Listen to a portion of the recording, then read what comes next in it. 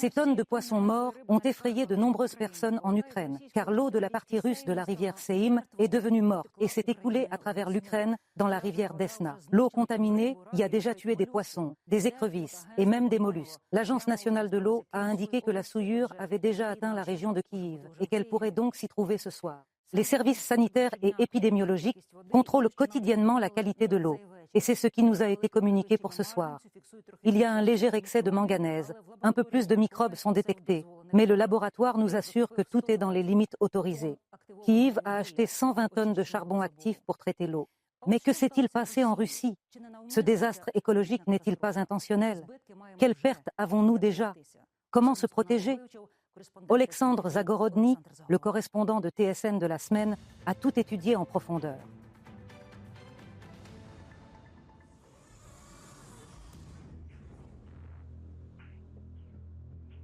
Nous en sommes arrivés à ce point, à une catastrophe environnementale. Je vis depuis 60 ans et je ne me souviens pas d'une telle chose. Il était impossible de regarder sans larmes. Beaucoup de poissons morts nageaient. La baignade, le pâturage et la pêche sont strictement interdits.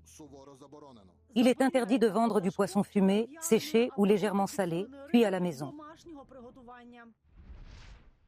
De l'eau morte venue de Russie, un flux incessant de poison sur des milliers de kilomètres. Elle a déjà tué Seym. Presque tous les êtres vivants ont disparu dans cette rivière. Poissons, écrevisses et même crustacés. Il ne reste que les grenouilles, car elles respirent de l'air. Le 20 août, les écologistes ukrainiens tirent la sonnette d'alarme. Les analyses ont montré une grande masse d'eau est contaminée par des composés organiques provenant de Russie. Les soupçons se sont portés sur les installations de traitement de Koursk, l'usine de cuir de Rilsk ou encore les usines d'alcool ou de sucre du village de Tiotkino. Finalement, le gouvernement ukrainien est parvenu à une conclusion. Les Russes ont créé pour nous un désastre écologique à la frontière même. Usine de sucre. La masse des rejets toxiques a été calculée à l'aide d'images satellites comme étant de 5600 tonnes. C'est près d'une centaine de citernes ferroviaires, un train dont on ne voit pas la fin.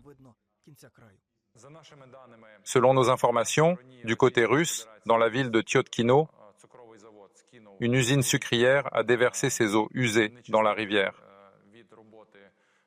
Cela a entraîné une pollution organique de la rivière Seym.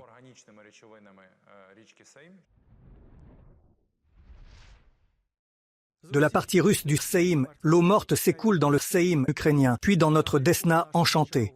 Des dizaines de tonnes de poissons flottent la tête en bas. Les pêcheurs locaux pleurent presque. Sur la Desna, tous les poissons ont commencé à mourir sur la rive. Ce brochet est encore vivant. Il avale avidement l'eau nauséabonde, ne comprenant pas qu'il n'y a déjà plus d'oxygène. Des cadavres recouvrent les rives, parfois en 2 couches. Ici, tout pourri, ça sent horriblement mauvais, et cela empoisonne en plus la rivière. Les gens des villages environnants sont venus à la Desna pour nettoyer la rive. Voici la prise d'une équipe. Quelques sacs de poissons en une demi-heure de travail. Pour la plupart, ce sont des brochets pesant environ 2 kilos, voire 3. Les sauveteurs, des habitants locaux, ont collecté au total 31 tonnes de poissons morts, 12 tonnes dans la région de Sumy et déjà 19 tonnes dans la région de Chernihiv. Ils ont mené leurs recherches à l'Institut d'hydrobiologie. La conclusion est peu réjouissante. La restauration des écosystèmes des rivières Seym et Desna prendra 2 à 3 ans. Les dommages à l'environnement dans les régions de Chernihiv et Sumy s'élèvent à plus de 400 millions de hryvnia. Mais la tache d'eau morte avance vers le Dnipro et des millions d'Ukrainiens boivent son eau à Kiev, Cherkassy, Kremenchuk, Dnipro, Zaporizhzhia, Kherson et même à Mykolaïv. Les experts surveillent attentivement ce flux meurtrier. Nous constatons que la pollution se déplace beaucoup plus lentement que le courant. La modélisation et les prévisions ont été faites précisément sur le mouvement du courant. C'est pourquoi nous voyons que la pollution non seulement ralentit son mouvement, mais aussi que la concentration de la pollution diminue dans les rivières.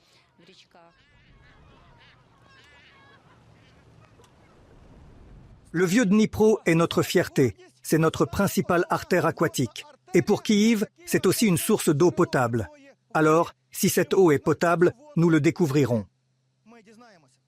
Cela ne peut être déterminé qu'en laboratoire. C'est pourquoi nous sommes dans le bateau avec les employés du Centre de contrôle et de prévention des maladies de Kiev. La première prise d'eau dans le tractus Shortory. Il y a traditionnellement de nombreux vacanciers sur les rives du Dnipro.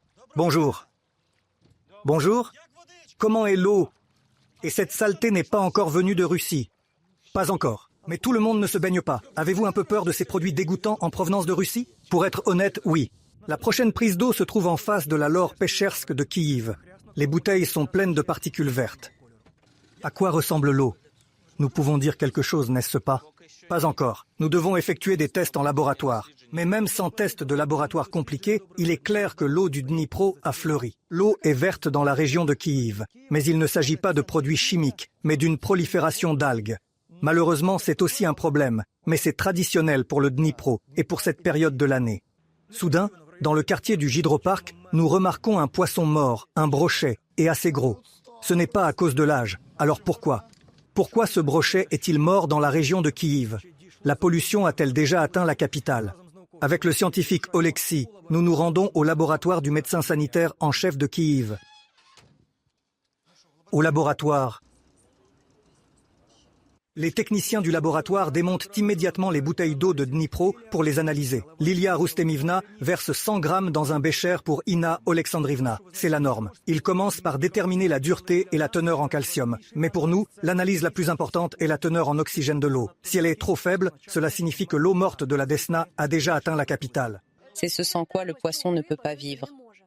Dans cette solution sombre, il y a trop d'oxygène. Les spécialistes déterminent combien d'oxygène l'eau du Dnipro peut absorber. Le taux d'oxygène se situe dans les limites normales. Il n'est pas tout à fait stable. Il varie, mais n'a jamais dépassé les valeurs normatives. Les experts nous assurent qu'ils prélèvent chaque jour plusieurs échantillons d'eau dans différentes parties du Dnipro. Si la qualité se détériore fortement, ils ne manqueront pas de nous en informer. Aujourd'hui, on contrôle l'eau quotidiennement à 4 points. À 3 points, tout était sans écart. Et à un moment, on a enregistré un excès de manganèse. Et selon l'odeur, 2 points. Enfin, la norme, 1 point. Mais ce sont des phénomènes naturels si l'on analyse la situation des dernières années. Il s'agit là aussi d'excès mineurs.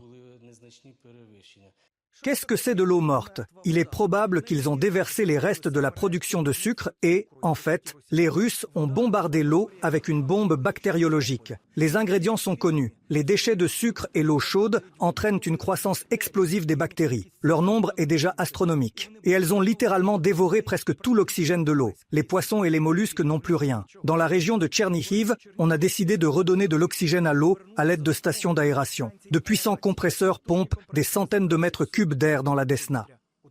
Cette méthode aide à saturer l'eau en oxygène et il est plus facile pour les poissons de respirer. Et vous pouvez observer, sentir et voir qu'il n'y a pas de poissons morts, bien qu'il y en ait plus haut dans le courant. Une douzaine de compresseurs de ce type ont été installés sur la seule rivière Desna. Si nécessaire, d'autres seront installés. Mais comment tout cela fonctionne-t-il? Tout ce qui est ingénieux est simple. Toutes ces stations d'oxygénation de l'eau fonctionnent sur le principe d'un filtre d'aquarium. Une pompe achemine de l'air vers le fond. Pendant que les bulles remontent à la surface, l'eau a le temps de capter l'oxygène.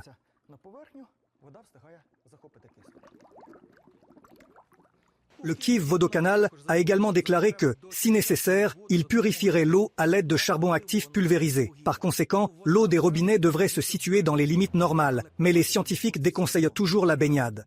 La chose la plus importante pour les gens est de ne pas manger de poisson, de ne pas acheter dans le commerce spontané du poisson qu'ils ont eux-mêmes trouvé près de l'eau, parce que la cuisson n'offre aucune garantie qu'ils ne seront pas empoisonnés ou qu'ils ne tomberont pas malades.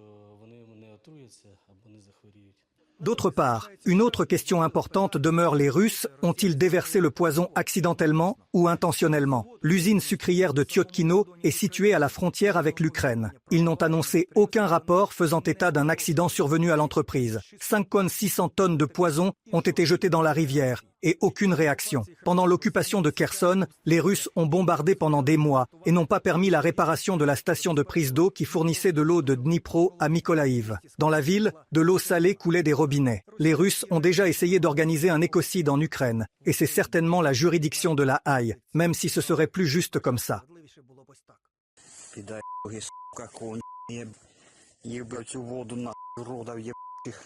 Alexander Zagorodny, Vladimir Parakonsky, la semaine TSN, 1+1, Marathon, les actualités réunies.